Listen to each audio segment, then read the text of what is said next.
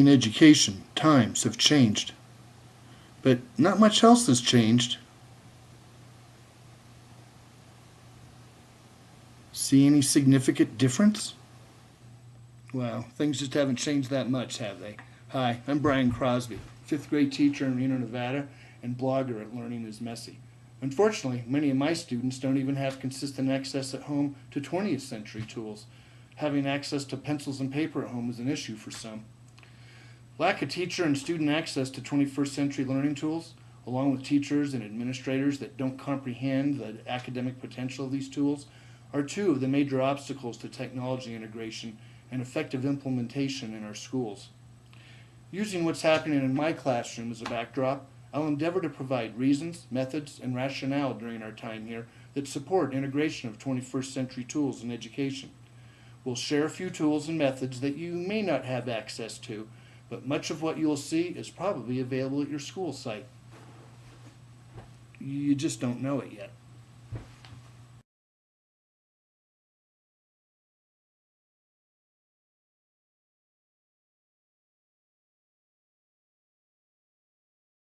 My lucky 5th graders each have a laptop to use all day at school.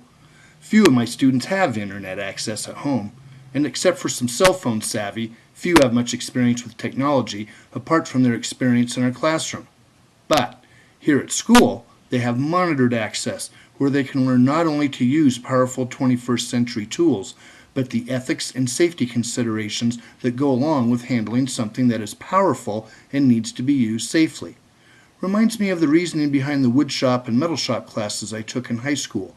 Powerful tools that students needed to learn to use safely. So when we used them, we were taught safe use.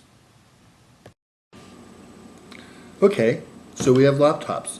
What do we do with them that makes them such valuable learning tools?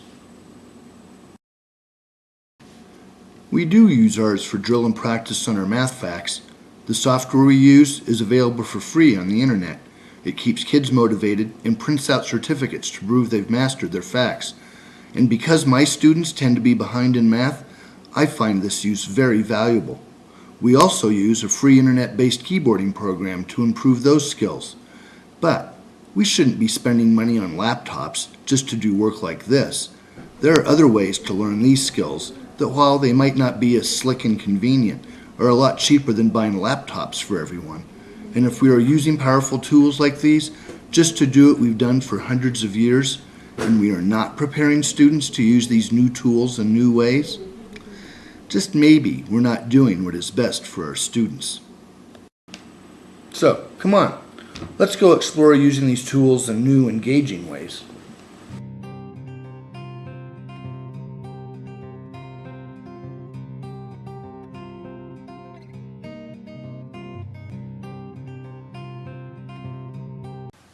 Blogging, or keeping an online journal, is one powerful way we use our laptops. The good news is you don't have to have laptops to blog. Your school computer lab could work if you have your students write and edit their posts ahead of time, so they only have to word process their posts during lab time. In those cases that your students have access at home, they can blog from there. So why have your students blog? Well, as far back as I can remember, even in my pre-service classes before teaching, the subject of authentic audience was raised. If you could somehow get others to read or hear your students' work, you gave the students more reason to care about their work, the quality of their work, and a chance to receive feedback that would keep them energized about their work. I found audience to be such a motivator that for some, it leads them to ask for more help and feedback during the stages of writing. When my students see how many times their post has been read, they see that they really have audience. They smile, point out the number to others, and when they get comments, they can't wait to write their next piece or leave comments on others' blogs, which, don't tell them, but leaving comments actually involves more writing. But blogging accomplishes more than just giving audience or feedback from a teacher about conventions or usage. The kicker is the feedback they can receive about their thinking. Yes, about their thinking. Because in blogging, readers can leave comments. These comments can be statements of agreement, or of having shared the same experience, or questioning the reasoning of the writer's thinking. Now, if you mainly have your students blog stories, poems, and the like, it is a powerful tool. But what if you have your kids write about their understanding of a topic in reading, or science, or math, or history, or a current event, even a field trip or investigation? Now others can question you and force you to think deeper and support your thinking. And what a great opportunity to teach students about the ethics and civility required in questioning and discussing a topic with others. In my class, we haven't gotten to this point yet in our blogging, but later this year, I think we might. And that is exciting. If motivating your students to write and care about their writing is an obstacle for you, blogging just might be the opportunity you were looking for.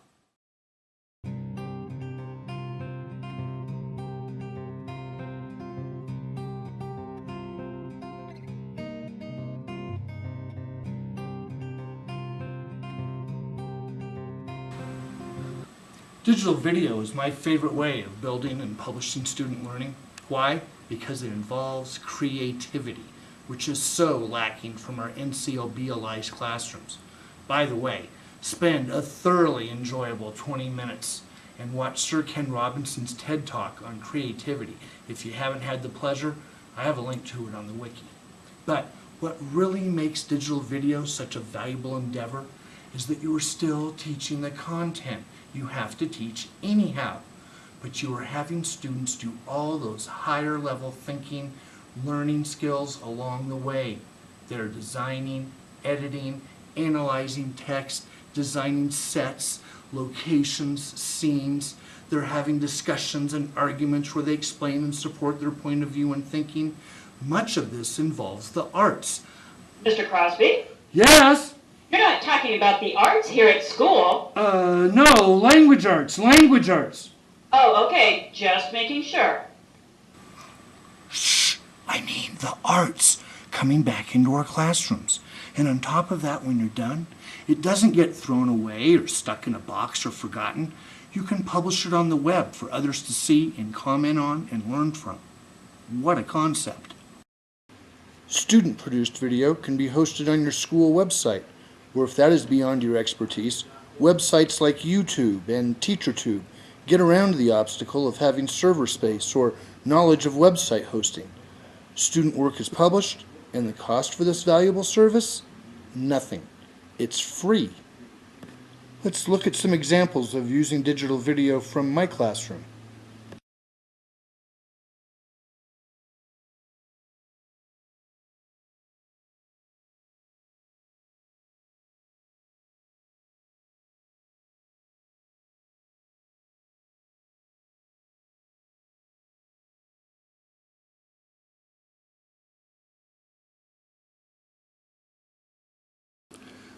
This young lady is Jacqueline, and she made this video, which is just a short clip I'm going to show you so you get the idea of how powerful this medium can be.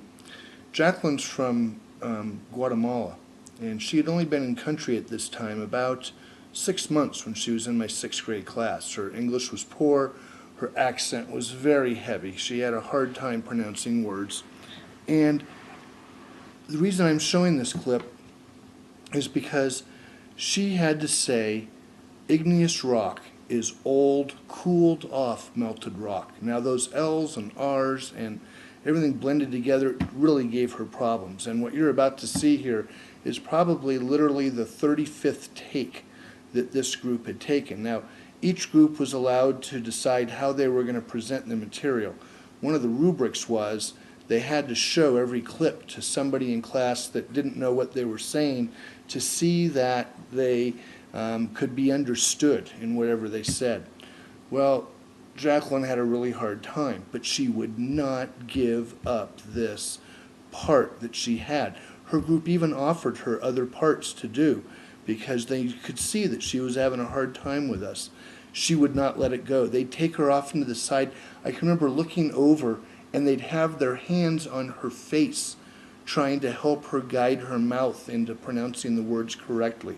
Well, to make a long story short, this is what her group came out with, and you can understand what she says. And to me, it's one of the most powerful examples of why you do this kind of work. I didn't tell them they had to do this work, but this represents many pieces like it that I've seen over the years when digital video is used, where students have to pronounce things correctly, say words they're not familiar with, know the meanings of things, and because this is important work to them, they work at it until they get it. So here it is. It's only about 7 seconds long. Go ahead and watch. Igneous rock is a solid form of old, cooled, of melted rock. It can be formed above or under the ground. I know, it's only 7 seconds and it doesn't seem like much, but this was a triumph in this child's life. She beamed after this. Every time we'd show it in class, you could tell it was something she was proud of. She brought her parents in to see it because they had no way to see it at home. Didn't even have a video player at home that I could send a VHS tape home to show them. And it was one of the proudest moments of her life. She had more confidence after that, and the kids looked up to her more after that. It really made a difference with how she looked at school. And it's, again, I show this clip, it's only 7 seconds long because it represents many, many others that have similar stories behind them. I love this shot of this ancient lake bed in Hazen, Nevada. It's about 30 miles east of Reno. And the boy that took this shot had a hard time on the bus on the way over here and had some attention deficit issues. And so I had him hike to the top of this ridge with me and showed him how to pan slowly, and he made this shot. And then I want you to also listen to the narration, because again, it's done by a second language learner from the Philippines, and her group again had picked her. Her group was in charge of this opening sequence of the video, which again you'll have a link to on our Wiki page. And she had done it a couple times and wasn't pleased with it. Came back the next day after practicing it with her mother over and over that night, and we recorded her, and one of them was actually, I thought, very good, but she wanted to do it once more, and so she came in at lunch when none of the other kids were in the room and did this in one try. So take a listen to it as one clip with both sound and the nice panning job. 9 million years ago, this dry lake bed was just above sea level, full of water and teeming with stickleback and other fish. Now, it sits above 4,000 feet, pushed up by the same geologic event that built the Sierra Nevada mountains. We are here today fishing for stickleback fish fossils. As you watch this next clip, remember these are 4th graders making their first video. Each group was randomly assigned a line from the song to be totally in charge of. How it would be acted, set design, any costuming, location, who played which part. We share read the entire song to learn the vocabulary and schema so they could do their assigned parts. And why did we do this? Because the students were having a hard time with bullying and put-downs. It was their idea. Braces on my teeth, and I know how it feels to cry myself to sleep. I'm the kid on every playground, the one that's chosen last. I'm a single teenage mother trying to overcome my past. You don't have to be my friend, but is it too much to ask? Don't laugh at me, don't call me names, don't get your pleasure from my pain. In God's eyes, we're all the same. Someday we'll all have perfect wings. Don't laugh at me.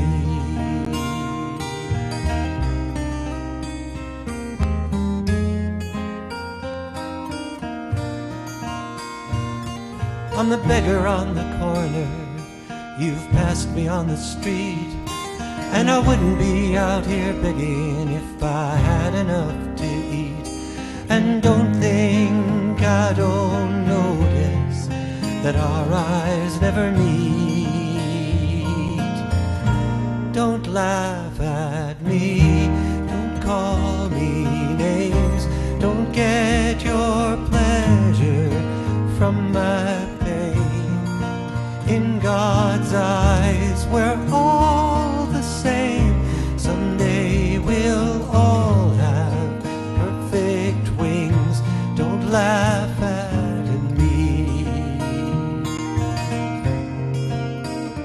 I'm fat, I'm thin, I'm short, I'm tall, I'm deaf, I'm blind. Hey, aren't we all?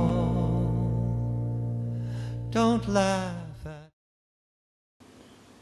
This video won many awards 4 or 5 years ago when it was made. Apple Computer has a copy on their website, and we have sent copies to many schools to use in their anti-bullying campaigns.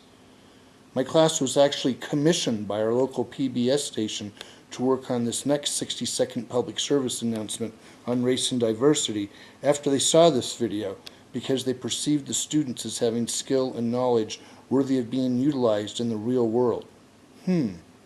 Each group was in charge of a part of the video. Watch for the scene where everyone looks the same. Talk about creativity. They took a picture of a student and printed it out 20 times to make masks for everyone in the scene so they would all look like her.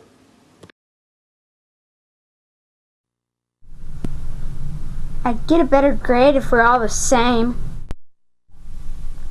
If that were true, we would all look the same.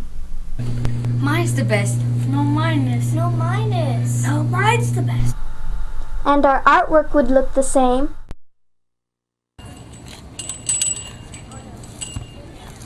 Because we all play the same game, we almost never get to play. Maybe it is better when everybody's different. Being the same is lame. I like that one. I like that one. I like all of them because they're all of different things. Yeah! Because we do different things, we always get to play.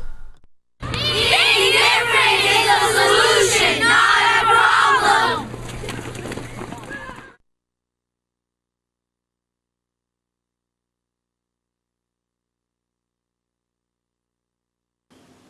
This last short clip shows the results of our Wiki Page project from last year.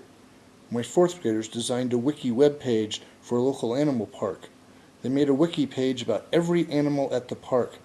After you learn about the adaptations of the animals that at the park possess, you design your own animal to survive in your area based on the conditions an animal there would face.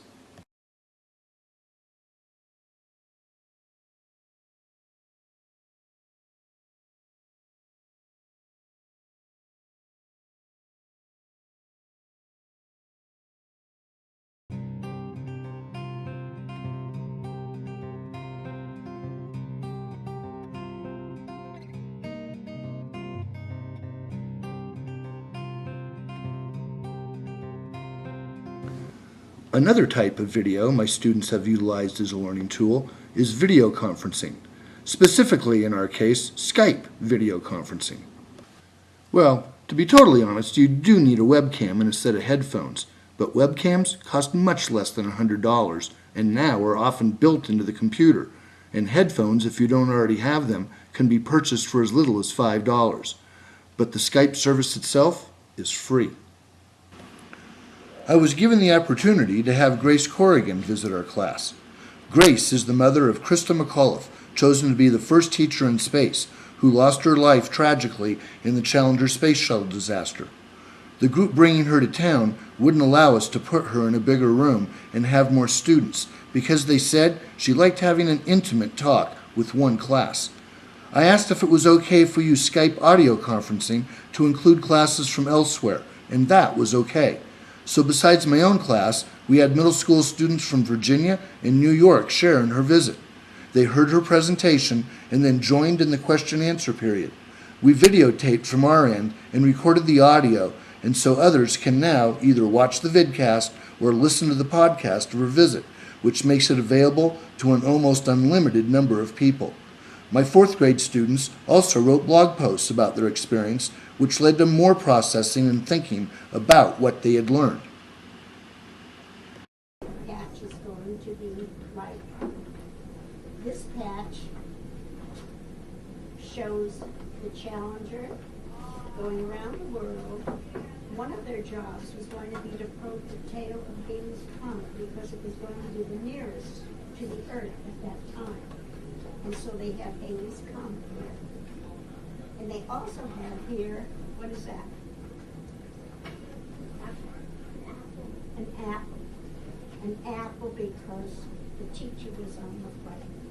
So there was an apple for the teacher because it was an educational flight. They were going to teach, Krista was going to teach lessons from space to children all around the world.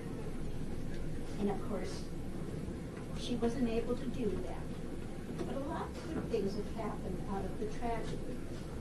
And afterwards, all of the spouses, the husbands and wives of all the crew members got together and they said, you know, out of this tragedy, something good has to come. And that's when they decided they were going to develop a Challenger Learning Center that would give children an opportunity to have a space flight, be able to go into a room that would be like a shuttle, into another room as if it was mission control, because of course when a shuttle is up in the air, mission control tells them how to do things, and if things go wrong, they keep in contact all the time.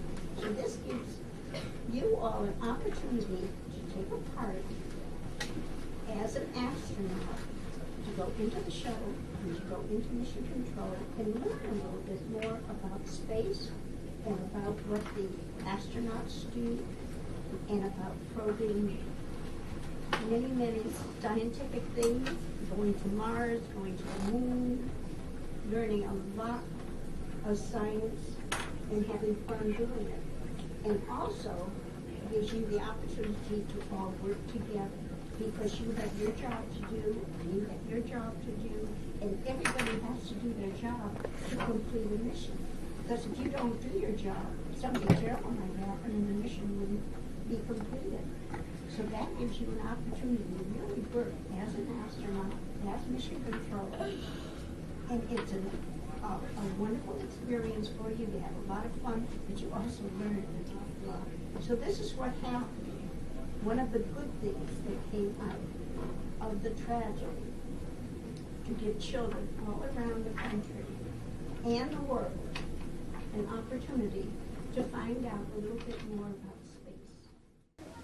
Many of you watching this keynote know of me because of a truly profound use of Skype video conferencing we had the pleasure to be involved with last year. But why should I tell you about it when my students already did such a great job of explaining it themselves through the use of digital video? Okay, looking up here. Everybody smile. We found out about Celeste one day when our teacher had us imagine and write about what it would be like if we couldn't see our friends or go outside and didn't feel very good.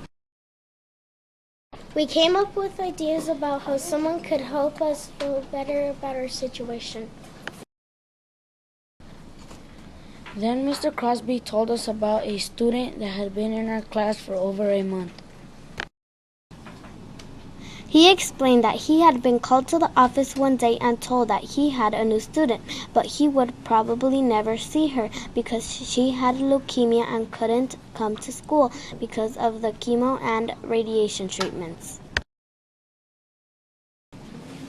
Mr. Crosby mentioned to our counselor, Miss Marlowe, that there was a free software called Skype that allowed you to see and talk to someone using a webcam on the internet, and that maybe we could include Celeste in our class that way.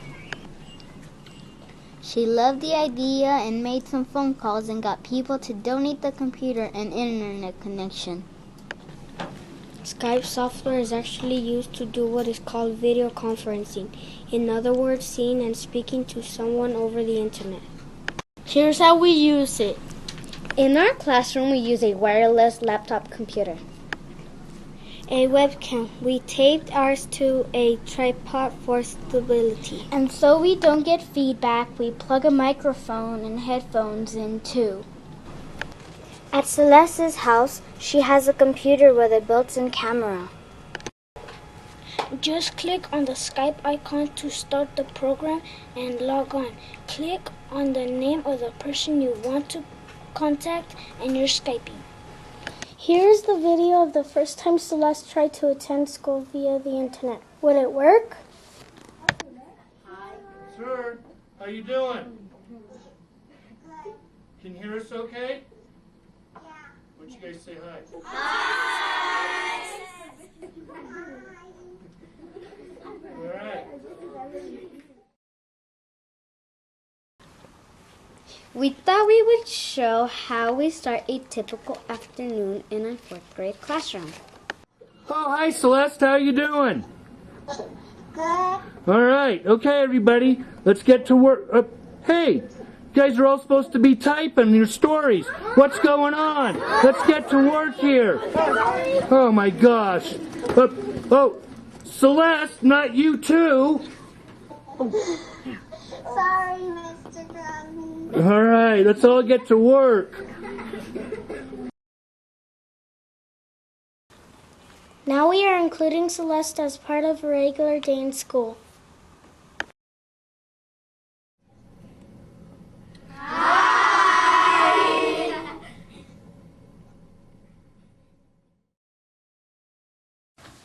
That video has been downloaded over 80,000 times the last time I looked.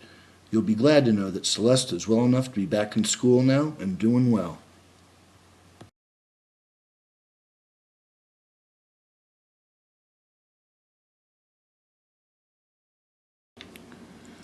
Last year, Lee Baber's class of Virginia, over 2,500 miles from here, Skyped into our room and interviewed our class and Celeste from her home about our inclusion experience.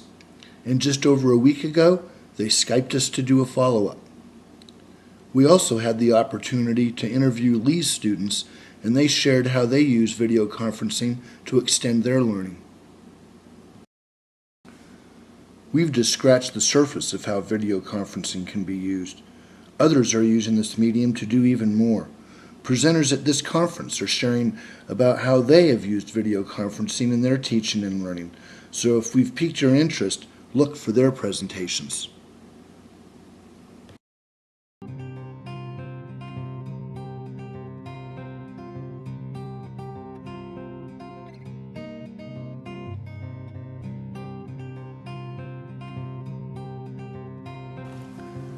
Wiki Pages are another free web-based method for enhancing student learning. Wiki Pages are basically web pages that don't require you to provide server space or have the skills required to put files on a web page or even pay for it. All users of the Wiki page can have a hand in writing, designing, and editing the page. Wikis provide a space for teachers and students to have links to other web pages used frequently or make a web page on any topic or topics.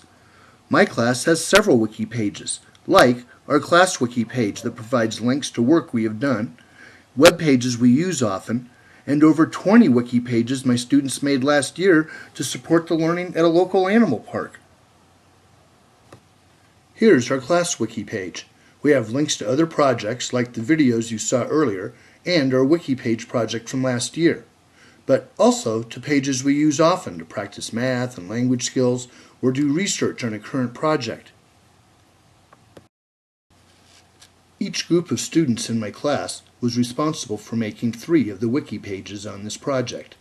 They searched the web for pages that had specific information about animal adaptations and the other science standards involved. Next, they evaluated the sites and chose the best ones based on readability and the value of the information contained in the site, among other rubrics. They made links to those pages and imported a photo from our Flickr page.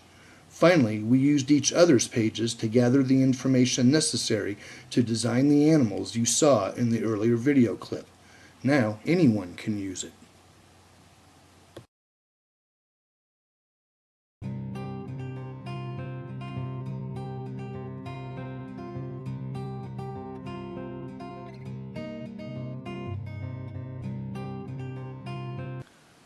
Another free web-based application we use is Flickr. Flickr is a website that hosts your photos. You can download photos you want your students to have access to Flickr, and then they can access them from any computer. Well, why would you even want to do that? Well, if you download your camera onto your computer, you can show your photos to everyone or print them out. But what if you want students to be able to use them on a project, or be able to show them to a family at home? Do you burn a CD for each student? No, you put your photos on your Flickr account. Now students can see, download, print out, add a photo to a web page, all from Flickr. Flickr is another free site, although if you pay a bit extra, you do gain more space for photos and some features. Flickr also allows you or your students to make slideshows of your photos. These are photos from our class Flickr page. Most were taken by students of field trips, class activities, and more. Do you struggle getting your students motivated to write? We use photos in our writing projects all the time. As illustrations for poetry and stories, students also make trading cards on science topics, field trips, or characters from a book.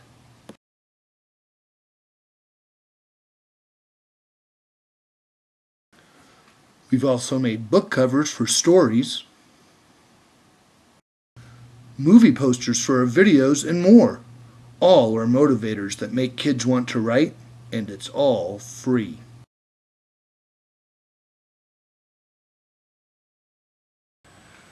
Almost all the examples I have shown are about learning the reading, writing, math, social studies, science, and other curriculum we're supposed to be teaching.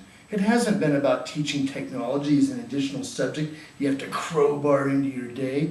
It's about enhancing your teaching and student learning, and maybe more importantly, about making students learners that know how to find out for themselves, teach themselves. Did you notice how many of these projects you've seen also are community service projects?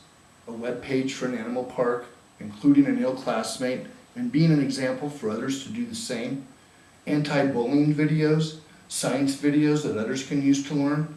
My students feel good about their work because not only do they do quality work, but they help themselves and others along the way.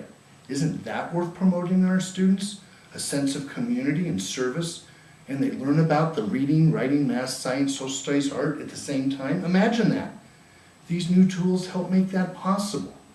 Now, do you think they're worth your time and your colleagues' time to use, to learn? What obstacles could you and your students overcome with these new tools?